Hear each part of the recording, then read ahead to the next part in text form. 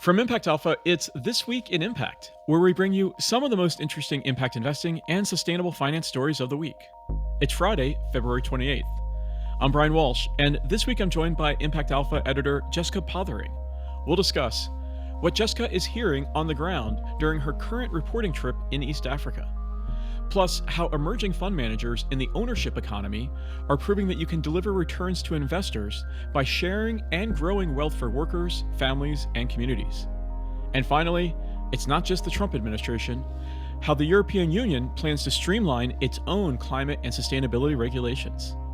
That's all coming up on This Week in Impact. Hi, Jessica. Welcome back as always. Hi, Brian. It's great to be here. Thanks. Now, you're speaking to me from Nairobi, Kenya, where you've joined some other members of the Impact Alpha team on a reporting trip. How's that going? That's right. It's been going great. I'm here with our editor, David Bank, and our senior reporter who's based here in Nairobi, Lucy Ngige. And the three of us are in town. There's a couple of conferences on at the moment. There's the Sandcalp Africa Summit that's happening this week.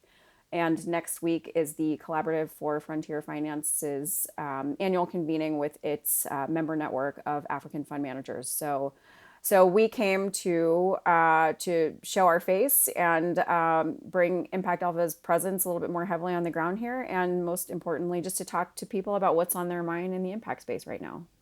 All right, so what are you hearing? We've actually all been in different places this week, which has been kind of fun and interesting. And so I'll speak for myself. Most of what I've been doing is field visits with different social enterprises that are working in the agri-food sector. So that's companies that are providing solar services and solar irrigation to farmers in and around Nairobi and actually throughout Kenya and Uganda. And also other sort of logistics operators that are helping move food from the smallholder farmers outside of the city into city markets. And so it's a really interesting time to see this work happening, because last year, as we reported, there were a number of startup casualties in the agri-food space. I can think of at least 4 or 5 off the top of my head. That folded or downsized dramatically when the fundraising environment became difficult. And so it's been interesting to see the other side of that, and to see a couple of companies, one being Sun Culture, another being FarmWorks, that are doing well, that are growing their businesses, and which have successfully raised money in a tough environment. So tell me about Sun Culture. What do they do? Sun Culture, they've been around for a while, actually. What they do is they design and sell solar irrigation pumps, so irrigation systems that are powered by solar panels, to smallholder farmers, mostly in Kenya, but also in Uganda and through some other African markets through distributors. And this is for mostly farmers that have already been using some sort of irrigation system on their farms, but often diesel powered. So they're helping farmers on a pay-as-you-go basis with these new systems replace those old diesel systems, which are just getting more and more expensive as fuel costs go up, and of course have a negative environmental impact. And they also, provide additional battery and solar panels for household energy use as well. And so, I think they've been around for at least 10 years and have been really in growth mode lately. They raised a Series B round last year and just raised some additional capital from British International Investment to actually pilot their carbon credit strategy, which would help bring down the cost of their systems even more for their customers. So did you see one of these solar irrigation units in operation? Yes, I saw a couple of them at work, which was really interesting. The first one I went to was a woman who, she is a kale and tomato farmer. And I think she has about a 1-acre plot of land. So she walked me through the system and how it works, and showed me the system at work in the fields. And then the second farm that I went to was a woman who, she has a slightly bigger farm. She mostly grows cabbage and peppers, but also grows tomatoes. And she has 2 units and a couple of different pumping systems for her water supply, because her farm is a lot bigger. And she also walked me through the farm, which was really interesting. She told me that it takes her about 2 days to water the entire farm. So over the course of 2 days, she just moves the hose around, and gets the water to all of her plants, and then starts over from the beginning 2 days later. It sounds like that old adage about painting the Golden Gate Bridge. When they finish painting it, they start painting it again from the other side. Yeah, I actually thought about that too. But man, it's a lot of work. But actually, both of these women said that they really enjoy being farmers. And actually, the woman on the second farm, the larger farm, this is her second career. She used to be a teacher, and her husband used to work for a bank, and so they decided to do this after kind of retiring from their first careers and moving into a more rural area. And what was interesting is they live completely off the grid, and so all of the power that's supplied to their household is coming from the solar panels that Sun Culture provides. All right, super interesting about the solar irrigation business there. Now let's talk about the FarmWorks, the other business that you visited. Yeah, so FarmWorks, I think they started in 2020, 2021. And what they do is they're basically an aggregator. They work with smallholder farmers to procure tomatoes, onions, and a few other kind of staple products that sell in the local markets every day. They take them to a pack house and they weigh them and they sort them, and then they send them off into their local network of their own distributors who then sell the products to women who are buying and actually selling in the market. So it's a B2B model. They go from farmer to vendors. And it was really fascinating. I went around with them a bit to see how the whole operation works, and how many steps are involved in getting from farm to the end customer. And I think what fascinated me about this was just one, just the intensity of this type of business. There's just a lot to think about when you're dealing with so many different players, and also just how many other businesses have tried these types of logistics models, tech-enabled logistics in the past, and have had a really hard time gaining traction. And the founder there, it's a woman named Yi Li. She will talk about the importance of always having an eye on profitability from day one. And so, she's been pretty ruthless with her understanding of where all of their costs are and how to cut costs and how to systematize these processes, because these markets are quite fragmented and not very transparent. So, she stresses the importance of always keeping an eye on what those unit economics are like, because it's not necessarily always possible to narrow them as you grow. Now, Jessica, your beat is emerging markets, and you cover at a high level a lot of the fund managers as they raise capital from limited partners, and then how they deploy that capital into a variety of businesses in a lot of different market segments. So, how has this, seeing the impact of some of these businesses on the ground as they are affecting real customers, how has that kind of helped kind of expand your perspective on this overall market? We always cite these numbers like 95 or 98% of businesses in any emerging market are small businesses. And when you actually see what that means, most people are providing their own livelihoods for themselves. And so reaching them is hard work, and it requires a lot of technical assistance and support. And so I think with especially some of the visits that I've been doing this time around, where a lot of fund managers that are supporting these types of small businesses. I'm not talking about necessarily the Sun Cultures and the FarmWorks, but the end customers that they're supporting as well. There's a lot of concern at the moment about what's going to happen to fundraising and financial flows this year, in large part because of the funding freeze with the U.S. government, both U.S. aid and a lot of the money that was expected to flow from the Development Finance Corporation in the U.S. And what type of crunch that's going to have on not just fund managers, but nonprofits and other organizations that are working in this space, and where they're going to be able to find the money to continue their projects. And so, one of the things that I've been hearing from some of the fund managers here is that even if you weren't dependent on USAID money necessarily or DFC money necessarily. You just know that there's going to be a lot more competition for the money that you have been trying to raise because that was a large pool of money that disappeared. So huge ripple effects throughout the market based on the actions of the current U.S. administration. Yeah, so it's just been a great visit so far. Seeing kind of two sides of this story. A lot of the work that's happening very directly on the ground, and work that is growing and is doing well, and then just what's on people's minds about how they continue moving their strategies and their impact forward. All right, Jessica. All right. Well, we'll look forward to seeing the results of your reporting on the pages of Impact Alpha in the coming weeks.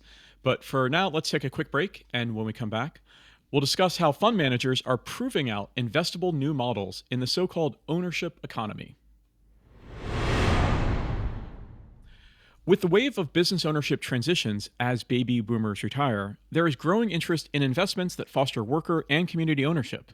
Jessica, you reported in The Brief this Tuesday, which is our new LP-GP edition, about how a growing number of GPs, that is, general partners or fund managers, are delivering a range of ownership investment strategies for LPs of all sizes. That's limited partners or the asset allocators who invest in fund managers. So, what have you found about this growing trend?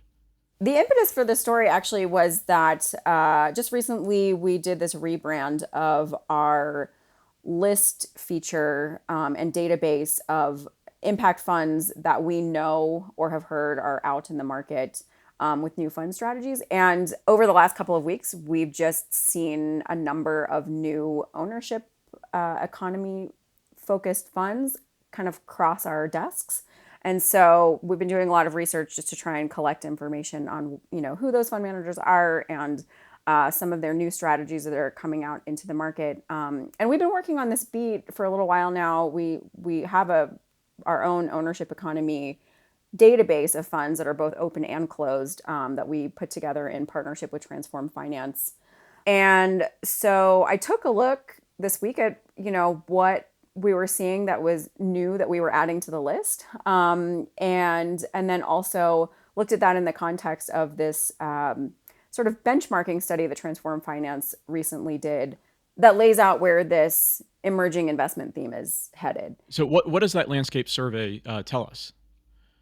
They surveyed, I think, 20 or 25 ownership funds that are mostly focused on how to transition companies to employee ownership or that are supporting companies that are already employee owned as a way of redistributing and creating new wealth with workers who have previously, not necessarily had access to the profits or performance of the businesses that they're working for.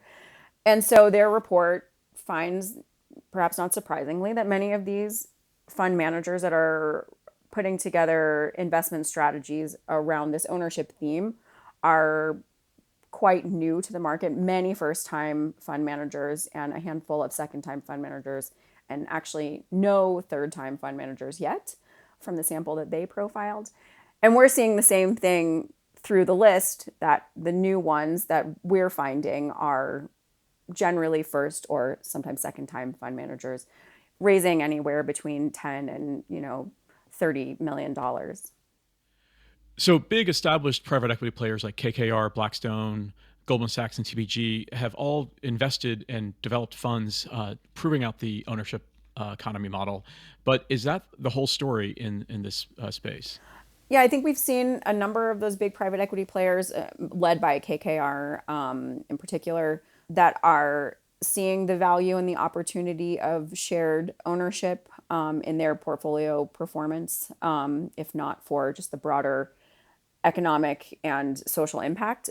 And what's significant about that is, of course, these are enormous private equity players. They can move a lot of institutional money. So they're instrumental in getting larger volumes of money into this investment approach. But really, a lot of the work and the new strategy development is happening from new fund managers who are just spotting gaps in their local ecosystems and are coming up with new ways to address those. So, for example, one of the new ones that we have added to the list is this organization out of New York called Seed Commons.